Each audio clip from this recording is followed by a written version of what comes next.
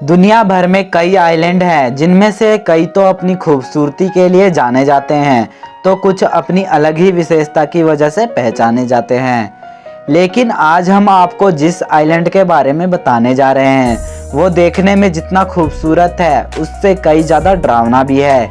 इसे मौत का आइलैंड कहने में कोई दो राय नहीं है। तो आइए आपको इस खतरनाक आइलैंड के बारे में बताते हैं।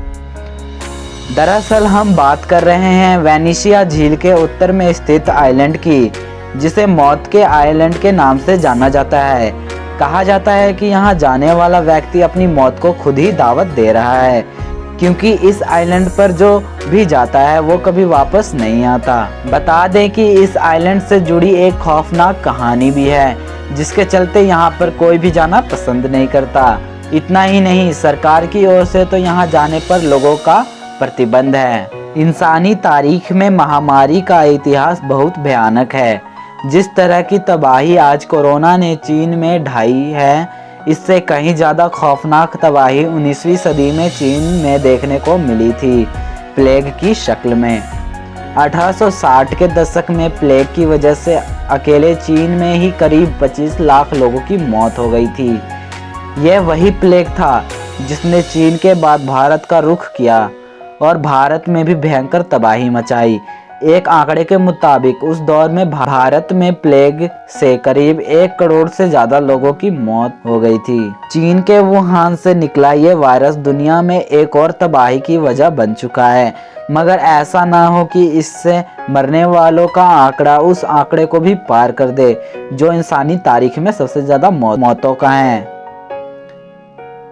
यह सवाल इसीलिए क्योंकि 690 साल पहले 14वीं सदी में चीन के चूहों से फैले प्लेग ने यूरोप की जिस तरह तांडव मचाया, उसके बारे में जानकर आज भी रूह कांप जाती है। मानव इतिहास में किसी दूसरे वायरस या बग में उतनी तेजी से इंसानी आबादी का सफाया नहीं किया होगा जितना ब्लैक डेथ ने किया था। 14वीं सदी में यूरोप में प्लेग से होने वाली मौतों को ब्लैक डेथ यानी काला मौत कहा जाता है। चीन से यूरोप आई इस महामारी से 1347 से 1351 तक यानी 4 सालों में यूरोप की करीब 2 से 3 करोड़ आबादी खत्म हो गई थी। अगर आप हमारे चैनल पे नए हो तो सब्सक्राइब जरूर करना और वीडियो अच्छा लगा तो लाइक जरूर करना। कहा जाता है कि कई हजार साल पहले इस आइलैंड पर प्लेग के मरीजों को लाकर छोड़ दिया गया, जिससे कि वो वहीं पर मर जाए। वहीं जिन लोगों की मृत्यु हो जाती थी उन्हें यहीं पर दफना दिया जाता था। इसके अलावा कहा यह भी जाता है कि इस आइलैंड पर प्लेग की मरीजों की संख्या बहुत ही ज़्यादा हो चुकी थी, जिसके चलते इस आइलैंड पर करीब 1,60,000 लोगों को जिंदा ही जला दिया गया। इसके बाद से इस जगह को भूतिया आइलैंड भी कहा जाने लगा। वो बात अलग है कि साल 1922 में यहाँ पर एक मेंटल हॉस्पिटल भी बनवाया गया था, लेकिन कुछ सालों बाद इसे बंद कर दिया, जिसके पीछे का कारण यह कहा जाता है कि हॉस्पिटल के डॉक्टरों से लेकर नर्स और मरीज तक इस आइलैंड पर बहुत सारी असामान्य चीज़ें दिखाई देने लगी थी। अस्पताल के बंद हो जाने के बाद से ये आइलैंड वीरान पड़ा रहा। वही बाद में इस आइलैंड को सरकार ने साल 1960 में एक शख्स को बेच दिया।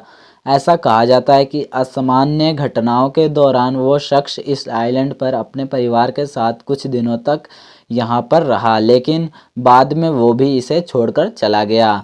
उसके बाद से यह आइलैंड खाली पड़ा हुआ है, यहाँ पर कोई भी नहीं रहता।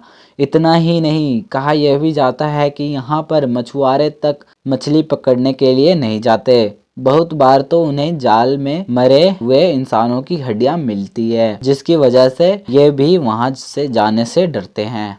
तो क्या आप लोग इस आइलैंड पर जाना चाहोगे? कमेंट में ज़रूर बताना और मिलते हैं अब नेक्स्ट वीडियो में।